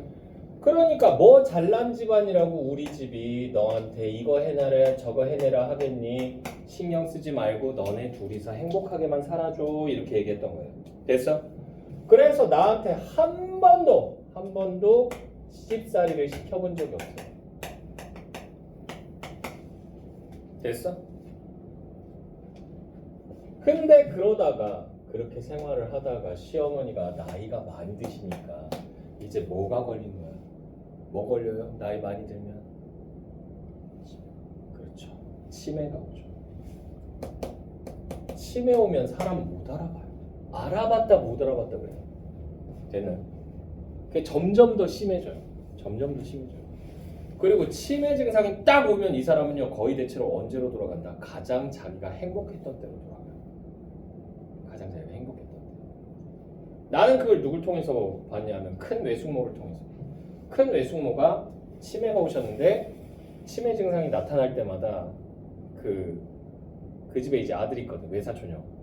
외사촌형이 근데 나는 못 뵀어. 큰 외삼촌을 본 적이 없어요. 나 태어나기 전에 돌아가셔서. 큰 외삼촌이랑 비슷하게 생긴 거야. 그러니까 큰 외삼촌만 그 큰 사촌 그 외사촌 형만 오면 큰 외삼촌이라고 생각을 하는 거야. 그래가지고 넥타이를 여보 출근하기 전에 넥타이 똑바로 매야죠 그러면서 넥타이를 막 고쳐서 매주고 막 이러는 거야. 그때가 외숙모는 가장 행복했던 때인 거야. 됐어요? 감당 안 됩니다. 감당 안 돼요. 웬만한 사람 이거 못 버텨요. 되나요? 근데 나는 이걸 간병을 했던 거지. 뭐 했던 거야? 사회적 지위나 이런 것들이 있다 보니까 착한 며느리 코스프레를 했던 거야. 이거 사람 못 버텨요. 못 버텨요. 진짜 미쳐버립니다.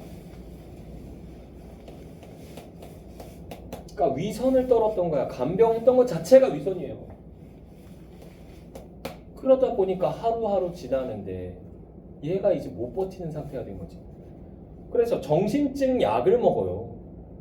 됐어요?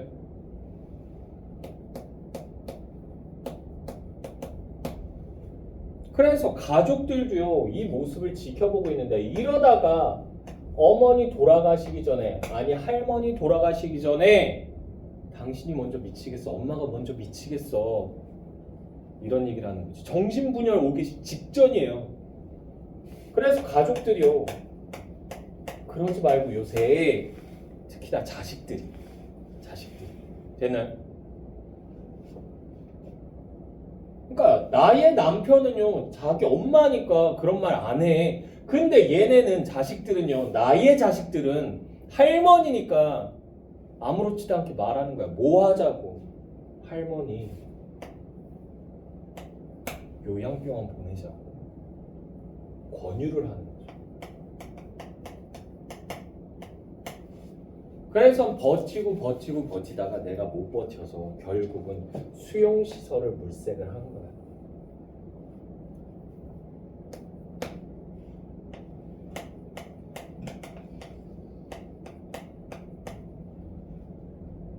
되나요?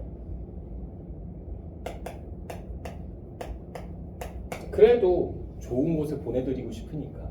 됐어? 왜 남편 입장에서는 엄마를 갖다 버리는 것 같은 기분일 거 아니야. 고려장하는 기분일 거 아니야. 그러니까 그걸 배려해서 그나마 좋은 곳을 찾아보자라고 생각하고 그리고는 이제 찾아다닌 거야. 여기저기. 그러다가 이제 주말에 이제 남편은 쉬는 날 아침 일찍 같이 출발을 해요. 같이 출발을 하는데 남편 보고 밥 먹고 가자고 그랬더니 생각 없다는 거야. 왜? 엄마 버리러 가는 기분이잖아. 그런 거 찾으러 가는 기분이잖아. 그러니까 생각 없다고 밥도 안 먹고 나와. 그러다 쭉 가다가 요양병원 가기 바로 직전에 조그마한 슈퍼마켓이 있었다고. 옛날에는 지금은 거의 대부분 다 편의점이잖아. 옛날에는 슈퍼마켓이었어요. 그 슈퍼마켓에서 뭐도 많이 해줬었냐면 라면, 끓인 라면도 팔았었어요. 끓인 라면. 쭉 가가지고 들어가가지고 그냥 만약에 라면 값이 1,000원이다. 그러면 1,000원에다가 그 한 1,500원 정도 돈을 더 주면 계란 하나 풀어주고요. 파도 썰어서 넣어줘요. 그래서 직접 냄비에다 끓여서 줘요. 그럼 라면이라도 하나 드시라고. 아, 생각 없어. 됐나요?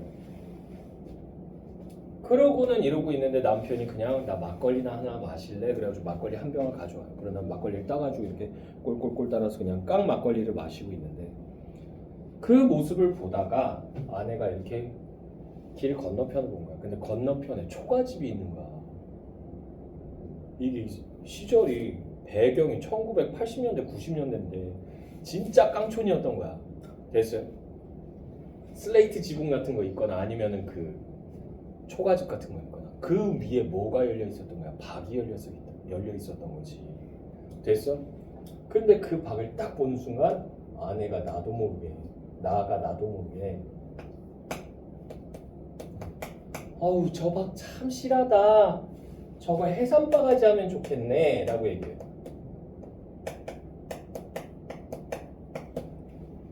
해산바가지. 그 말을 듣고는 남편이 뭐? 라고 생각하는 거지. 이 해산바가지가 뭐냐면요.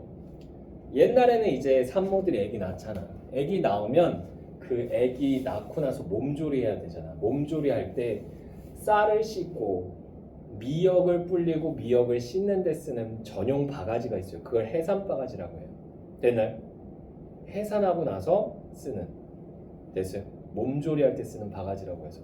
그래서 아기가 태어날 때마다 새로 해산바가지를 구해다가 쓰는 집들도 있었다. 됐니? 근데 그러면서 이제 내가 회상을 하게 된 거야. 아 하면서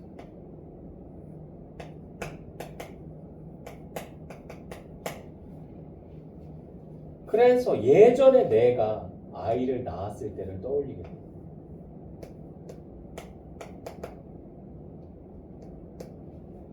됐나요? 내가 첫애를 뵀을 때 딸인지 아들인지도 몰랐어. 됐나요? 딸인지 아들인지도 모르고 1980년대에는 엑스레이 촬영이나 이런 것들도 좀 서툴렀기 때문에 됐어요. 성별을 정확하게 찍어내지 못했었어. 그리고 엑스레이는 애기한테 어떤 영향을 미칠지 모르기 때문에 이거는요 쓰면 안 되는 거라고 이제 학계에도 알려져 있었다고. 됐어? 실제로 엑스레이를 너무 많이 쬐게 되면 사람이 뭐에 걸릴 수 있다? 암에 걸릴 수 있다라고도 얘기를 해요. 근데 그렇게 될 수준이 되려면 어떻게 된다? 10,000번 정도를 찍어야 돼요. 엑스레이를. 그러니까 엑스레이를 자동 촬영 모드로 해놓고는 계속 찍어야 돼요. 야 하면서. 그럼 걸릴 수 있어요. 며칠 안에. 됐어? 근데 그거 아니면 걸리진 않아요. 근데 애기들은 아직 자라고 있는 상태니까 모르잖아. 내가 애기 첫애를 뵀을 때 어머니가 시골 내려가는 사람한테 웃돈을 쥐어주면서 돈을 그냥 뭐 10,000원, 20,000원 이렇게 줘줘도 되는데 웃돈을 듬뿍 쥐어주면서 우리 며느리 몸조리 할 때 쓸 거니까 해산바가지 하나 구해다 달라고. 실한 놈. 그렇게 해서 그 해산바가지를 가져와요. 됐나요? 그러고 나서는 시어머니가 아유 이거 참 좋은 거 가져왔다고 기뻐하던 모습도 기억이 나요. 그러고 나서는 애를 낳았어요. 애를 낳았는데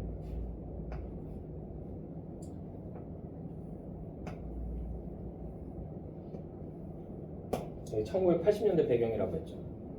이 사람이 애 낳았을 때는 1970년대 60년대에서 70년대 그때 넘어갈 때쯤이에요. 됐어요?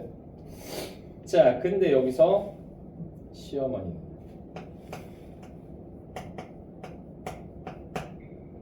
나가 첫째를 뭘 낳은 거야? 딸을 낳은 거야. 됐어요? 딸을 낳았어.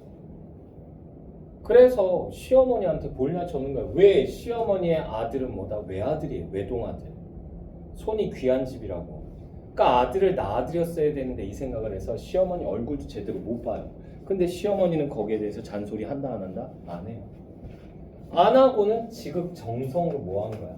나를 몸조리를 도왔던 거지.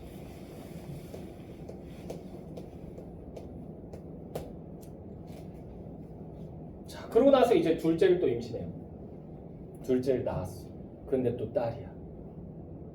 근데 그때도 시어머니는 아무런 말도 없었어요. 정성을 다해서 몸조리를 도왔어요. 그러고 나서 셋째를 낳았는데 셋째도 딸인 거야. 그래서 너무나 자기가 속이 상해서 엉엉 울어요. 엉엉 울어요. 심지어는 의료진들도 이렇게 다니면서 저 산모 왜 저래? 그러는데 딸 낳았대요. 아이고, 그것도 셋째인데 첫째, 둘째, 셋째 다 딸이래. 이렇게 얘기하니까 아유, 어떡하면 좋아. 불쌍한 사람 보듯이 얘기하는 거지. 그 아들 한 명도 못 낳고 뭐 했대? 그러면서. 근데도 시어머니는 아무런 말 없이 묵묵하게 또 몸조리를 도와요. 그러고 나서 넷째를 임신해요. 넷째를 낳았어요. 딸이야. 이제 모든 걸 다 내려놓은 거야. 이때는 슬프고 뭐 이런 것도 없어요. 그냥 내 팔자가 그런 팔자인가 보다 하면서 모든 걸 내려놨어요. 됐나요? 근데도 시어머니는 진짜 얼굴 한번 찡그리지 않고 그냥 아이를 몸조리하는 걸 도와줬어요. 그러고는 이제 마지막으로 다섯째를 임신했어요. 이 다섯째가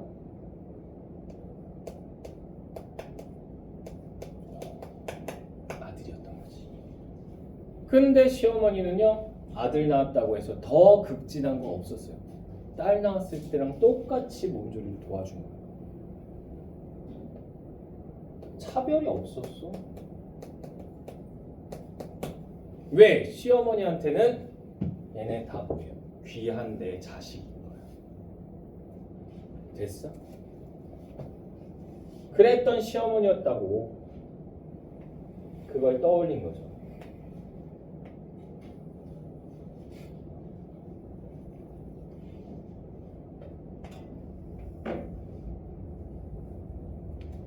됐나요? 됐죠? 그러고 나서 이제 나는 그때서야 깨닫게 된 거야. 내가 도대체 무슨 짓을 하는 거지? 생명의 고귀함을 알고 있던 그 분을, 고결한 분을 도대체 나는 내가 힘들다는 이유 하나만으로 뭐 하려고 했던 걸까? 라는 걸 깨닫게 되죠. 그래서는 남편한테 우리 빨리 집에 가요. 그래서 귀가하자고 얘기해요. 남편이 되려 놀래요. 무슨 말이야? 그러면. 빨리 집에 가요. 어머니 기다리시겠어요? 남편은 영문도 모르고 집에 옵니다. 왔을 때 이제 아내는 이제 예전에는 어머니가 땡깡 부리고 그러면 어머니 이러시면 안 돼요. 어머니 그러시면 안 되고요. 뭐 이러면서 착한 며느리 코스프레를 했었는데 지금은 이제 뭐 하는 거야? 진심을 다해서 감명하는 거야. 할머니가 치맥기가 와서 나 이거 하기 싫어 막 이러면은 등짝도 막 때리고 찰싹 하면서 어머니 이런 거 하면 안 된다고 그랬잖아. 아까 옷 갈아입혔는데 나가서 흑장난하고 오면 어떡해? 내가 못 살아. 이 잘못됐죠요. 그러면서 울고 그러면 이제 안 그럴 거지? 일로 와. 안아주고. 됐어? 밥 안 먹는다고 땡깡 부리면 어거지로 밥 먹이고. 됐어? 그렇게 진심으로 같이 시간을 보내는 거야. 그래서 어머니는 그렇게 3년을 보내시고 그러고 나서 임종을 맞이하게 됩니다.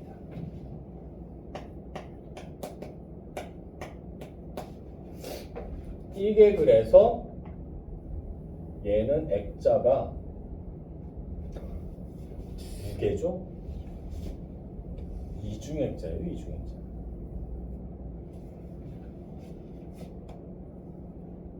됐나요? 그러면서 인간의 삶의 가치라고 하는 것, 생명이라고 하는 것은 존중받아 마땅하다라는 생각을 하게 되죠. 그러면서 이 소설이 끝이 나게 돼요. 됐나요? 됐죠? 이런 내용이에요. 자, 그래서 보시면요. 본문 볼게요.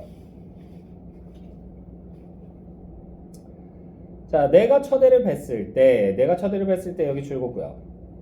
이거 과거 회상이에요. 그러니까 회상 속의 회상이에요. 자, 시어머님은 해산딸을 짚어보고 섣달이구나 좋을 때다. 곧 해가 길어지면서 기저귀가 잘 마를 테니 하시더니 그 해 가을 일부러 사람을 시켜 시골에 가서 해산바가지를 구해오게 했다. 해산바가지 여기서 줄거고요. 자, 이거 상징하는 바 첫 번째 생명 존중 사상. 생명 존중 사상.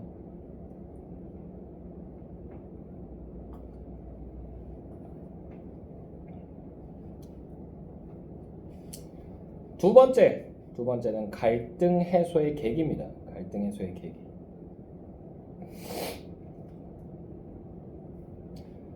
자, 잘생기고 여물게 굽고 정한 데서 자란 햇바가지여야 하네. 첫 손자 첫 국밥 지을 미역 빨고 쌀 씻을 소중한 바가지니까 라고 돼 있죠. 자, 그래서 여기서요. 잘생기고 여물게 굽고 여기서부터요. 소중한 바가지니까 여기까지 가로로 묶어주시고요. 그래서 생명 탄생을 경건하게 생각하는 거죠. 생명 탄생을 경건하게 생각. 생명 탄생을 경건하게 생각. 이러면서 후한값까지 미리 쳐주는 것이었다. 그럴 때 그분은 너무 경건해 보여 나도 덩달아 아기를 가졌다는 데 대한 경건한 기쁨을 느꼈었다. 그리고 이윽고 정말 잘 굽고 잘생기고 정갈한 두 짝의 바가지가 당도했고 시어머니는 그걸 신령한 물건인 양 선반 위에 고이 모셔놓았다. 또 손수 장에 나가 뽀얀 젖빛 사발도 한 쌍을 사다가 선반에 얹어두었다. 그건 해산 사발이라고 했다. 그러니까 이 해산 사발에다가 미역국밥을 말아주는 거야. 됐나요? 실제로 미역국은요, 그 산모들이 몸을 회복하는데 굉장히 도움이 많이 되는 성분들이 많이 들어있대요. 그래서 그 미국에 있는 여러 대학교들에서도 대학병원에서도 그 산모들 그 해산할 때 먹는 음식으로 미역국을 추천한다고 합니다. 왜냐하면 그 안에 요오드 성분이 많이 들어있거든요. 요오드 성분이 몸을 빨리 돌이키는데 도움을 줘요. 됐나요? 자, 계속 보시면요. 나는 내가 낳은 첫아이가 딸이라는 걸 알자 속으로 약간 캥겼다. 왜요? 니은 부분 가로로 묶어주시고 왜? 남아선호 사상 때문이죠. 남아선호 사상 때문. 외아들을 둔 시어머니가 흔히 그렇듯이 그분도 아들을 기다렸음직하고 더구나 그분의 남다른 엄숙한 해산 준비는 대를 이을 손자를 위해서나 어울림직했기 때문이다. 그러나 태어난 나를 맞아들이는 그분에게서 섭섭한 티 따위는 조금도 찾아볼 수 없었다. 왜냐하면 소중한 생명이니까. 됐나요? 그 잘생긴 해산바가지로 여기서부터 가로 열자. 그 잘생긴 해산바가지로 미역 빨고 쌀 씻어 두 개의 해산사발에 밥 따로 국 따로 퍼다가 내 머리맡에 놓더니 정성껏 산모의 건강과 아기의 명과 복을 비는 것이었다. 여기까지 해서 가로 닫아주시고. 성차별의식 있어 없어? 없죠. 성차별의식이 없습니다.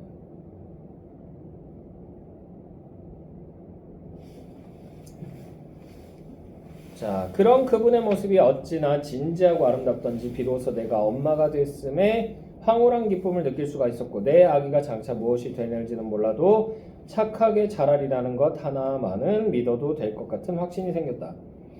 대문에 인줄을 걸고 인줄이 뭐냐면 금줄 얘기하는 거예요. 금줄 뭔지 아시죠? 그래서 그냥 그 새끼줄에다가 아들 태어나면 여기 숯하고요 고추하고 소나무를 같이 꽂아놔요. 숯하고 고추하고 소나무. 됐나요?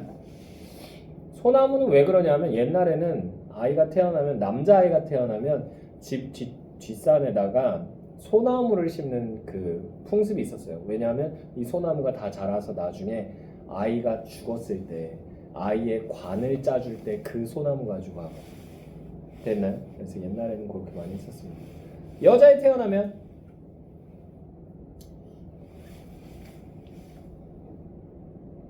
금줄에다가는 나는 숯 거는 것까지밖에 몰라. 여자애는 됐나요? 근데 이제 그 나무 심어줄 때는 뭐 심어주냐면 그거 뭐야 오동나무 심어줘요. 왜 오동나무 심어주냐면 오동나무가 한 10몇 년이면 웬만큼 크거든요. 그럼 그걸 잘라서 뭐 만들어주는 거야? 가구 만들어주는 거야. 가구. 시집 갈 때 쓸 혼수. 됐나요? 자, 계속 보시면요. 대문에 인주를 걸고 부정을 기하는 3, 7일 동안이 지나자 3, 7에 21일 됐나요? 21일 동안은 외부 사람 들어오면 안 돼요. 그 집 가족만 드나들 수 있어요. 그 집 가족만. 그러니까 될 수 있으면 외부 사람은 들어오면 안 돼. 그러니까 형제도 안 돼요. 형제도 안 돼요. 같은 집에서 사는 형제 아닌 이상은 원래부터 형제도 안 돼요. 그래서 만약에 내가 아버지 어머니랑 나랑 우리 와이프랑 아기가 같이 산다. 그러면 아기 태어났을 때는 요 4명만 이 집에 드나들 수 있어요. 나머지는 안 돼요. 됐나요? 부정탄다고 그러죠. 자, 그래서 3, 7일 동안이 끝나자 해산바가지는 정결하게 말려서 다시 선반 위로 올라갔다. 다음 해산 때 쓰기 위해서였다. 다음에도 또 딸이었지만 희색이 만면하고도 경건한 의식은 조금도 생략되거나 소홀해지지 않았다. 다음에도 딸이었고 그 다음에도 딸이었다. 네 번째 딸을 낳고는 병원에서 밤새도록 울었다. 그러니까 아직도 나는 남아선호 사상이 남아있는 거죠. 의사나 간호사까지 나를 동정했고 나는 무엇보다도 시어머니의 그 경건한 의식을 받을 면목이 없어서 눈물이 났다. 그러나 그분은 여전히 희색이 만면했고 경건했다. 다음에 아들을 낳았을 때도 여기서부터 가로 열자 다음에 아들을 낳았을 때도 더도 말고 덜도 아닌 똑같은 영접을 받았을 뿐이었다. 여기까지 해서 가로 닫아주시고요. 그래서 생명을 소중히 하죠. 생명을 소중히 생명을 소중히 아이고 허리야. 그분은 어디서 배운 바 없이 또 스스로 노력하는 한 바 없이도 스스로 인간의 생명을 어떻게 대접해야 하는지를 알고 있는 분이었다. 그분이 아직 살아있지 않은가? 그분의 여생도 거기 합당한 대우를 받아 마땅했다. 그래서 그분의 여생도 거기 합당한 대우를 받아 마땅했다. 여기 가로로 묶어주시고요. 그래서 이게 시어머니 문제에 대한 결론이죠. 시어머니 문제에 대한 결론입니다.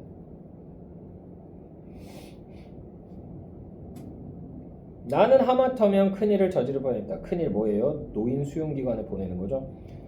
그분의 망가진 여기서부터 가로 열자 그분의 망가진 정신 노추한 육체만 보았지 한때 얼마나 아름다운 정신이 깃들었던 나를 잊고 있었던 것이다. 여기까지 해서 가로 달아주시고요. 그래서 시어머니에 대한 존경심을 상기한 거죠. 시어머니에 대한 존경심을 상기. 그러면서 갈등이 해소된 거예요. 됐나요? 됐죠? 계속 보시면요. 자, 비록 지금 빈 그릇이 되었다 해도 사이비 기도원 같은데 맡겨 있지도 않은 마귀를 내쫓게 하는 수모와 학대를 당하게 할 수는 없는 일이었다. 예전에는 그런 경우 있었어요. 수도원이나 기도원 같은데 보내면 그 정신병원이나 이런 데 보내면 이제 수용기관 보내면 할머니 할아버지 이제 치매 걸리시면 전기 충격 같은 것도 일종의 치료법 중에 하나라고 잘못 알려져 있었어요. 그래서 110볼트나 이런 걸로 전기 충격하고 이랬었어요. 됐나요? 됐어? 자, 계속 보시면요. 나는 남편이 막걸리병을 다 비우기도 전에 아깝다. 자, 길을 재촉해 오던 길을 되돌아섰다. 암자 쪽을 등진 남편은 더 이상 땀을 흘리지 않았다. 그래서 더 이상 땀을 흘리지 않았다. 여기 가로로 묶어주시면 안도감이 드러나죠. 안도감.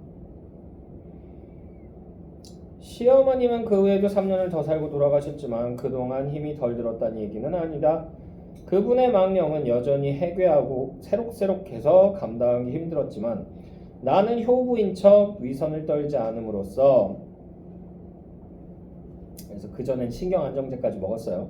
조금 숨구멍을 만들 수가 있었다. 너무 속상할 때는 여기서부터 가로 열자. 너무 속상할 때는 아이들이나 이웃 사람의 눈치 볼 것 없이 큰 소리로 분풀이도 했고 목욕시키거나 옷 갈아입힐 때는 아프지 않을 만큼 거칠게 다루기도 했다. 너무 있다 뉘우쳐지면 즉각 애정 표시에도 인색하지 않았다. 여기까지 해서 가로 닫아주시고 진심을 담았다는 얘기죠. 진심을 담았다. 자, 위선을 떨지 않고 마음껏 못된 며느리 노릇을 할 수 있고 해서 신경 안정제가 필요 없게 되었다. 마음이 편해졌다는 얘기죠. 시어머니도 나를 잘 따랐다. 마치 갓난아기 아기처럼 천진한 얼굴로 내 치마꼬리만 졸졸 따라다녔다. 외출했다 늦게 돌아오면 그분은 저녁도 안 들고 어린애처럼 칭얼대며 골목 밖에서 나를 기다리고 있곤 했다. 자, 임종 때의 그분은 주름살까지 말끔히 가셔 평화롭고 순결하기가 마치 그분이 이 세상에 갓 태어날 때 얼굴을 보는 것 같았다. 그만큼 편안하게 돌아가셨다는 거죠. 됐나요? 됐죠? 자, 그러면 작품 개관 부분 볼게요. 자, 작품 개관 부분 보시게 되면요. 자, 성격은요. 사회 비판적, 회상적, 고백적 여기 줄거고요. 이거랑 비슷한 작품이 하나 또 있어요. 이분이 쓰셨던 게 이제 그 해산바가지 말고 꿈꾸는 인큐베이터라고 하는 작품도 있습니다. 됐나요? 그것도 교과서에 일부 나왔었어요. 일부. 근데 거기서도 이제 나라는 사람이 나오고 남아선호 사상을 갖고 있고 근데 이제 병원에 갔다가 캠코더를 들고 있는 한 남자를 보게 된 거야. 근데 그 남자가 딸을 안고 있는 아내의 모습을 너무 좋아하면서 막 찍는 걸 본 거야. 근데 그게 나는 마음에 안 드는 거야. 왜? 딸 낳았는데 뭐가 좋다고 저렇게 기뻐하는 거야? 그게 거슬린 거야. 그래가지고는 나중에 어떻게 하다가 그 캠코더를 그 남자가 어디다 두고 가나 뭐 그래요. 근데 이 여자가 이제 그걸 찾아가지고 연락이 닿아가지고 만나서 이걸 돌려주는데 돌려주면서 따져물어요. 당신은 딸 낳았는데 뭐가 그렇게 좋다고 그거를 웃으면서 싱글벙글 웃으면서 그걸 기록을 남기냐고. 딸내미가 뭐가 그렇게 중요하다고 그러면서 막 얘기를 하죠. 근데 그때 그 남자가 아이들은 다 예쁜 거 아니냐고.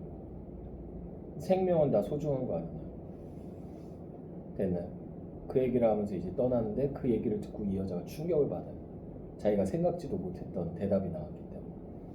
그래서는 자기도 모르게 자기 집에서 점점 멀어지게 교회로 나가는 길을 타고 막 차를 몰고 가요. 그러다가 멈춰서 가지고 숨을 고르면서 나도 생각지 못한 그런 부분이 있었다니 나도 아직까지 잘못 생각하고 있었던 건가. 내 뱃속은 내 배는 아들을 낳기 위한 하나의 인큐베이터였다고 생각했던 건가. 그러면서 자기 반성하면서 끝나는 소설이 나와. 됐나요? 나중에 시간 되면 읽어봐. 고3 끝나고 나서 재밌어. 그 되게 잘 쓰시. 그것만 읽지만 그 많던 시간을 누가 다 먹었을까? 그거는 너무 옛날 얘기라서 니네가 못 빨려 들어가. 왜? 나도 안 빨려 들어가는데. 자기가 어렸을 때 놀던 거 얘기하는데 그분 어렸을 때는요.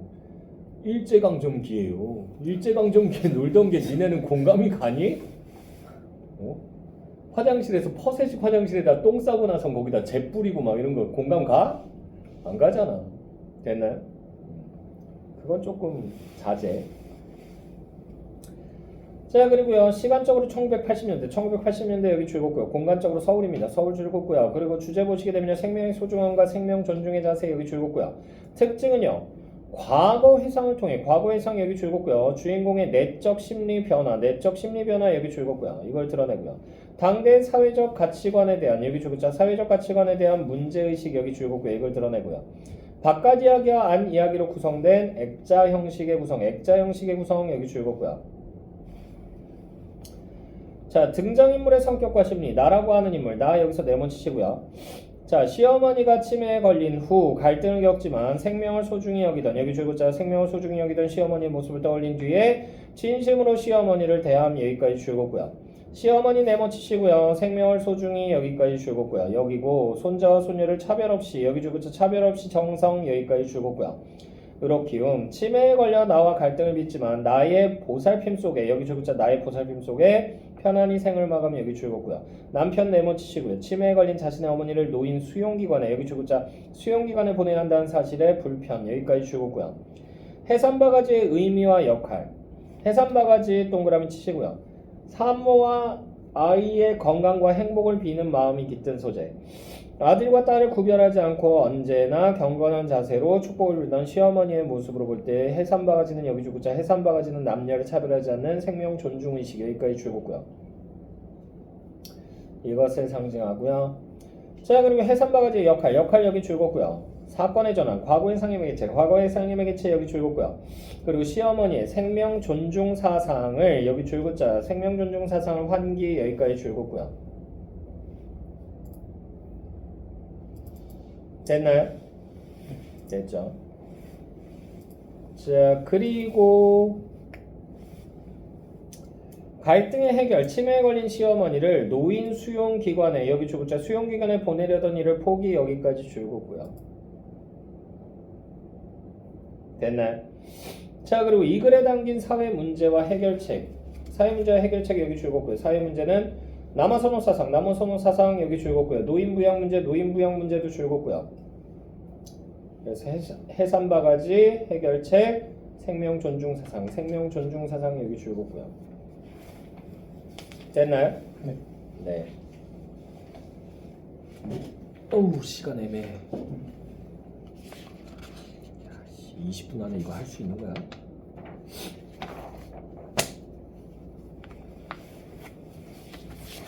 외딴방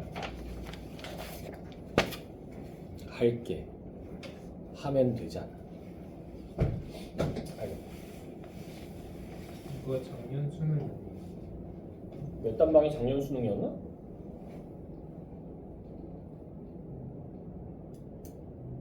딴 거 아니었나? 나 지금 기억 긴가민가해 계속. 모의고사를 하도 이것저것 풀어댔더니 작년 수능이었나? 작년 수능 나왔어? 외딴방? 찾아봐. 아, 컴퓨터 꺼버렸네.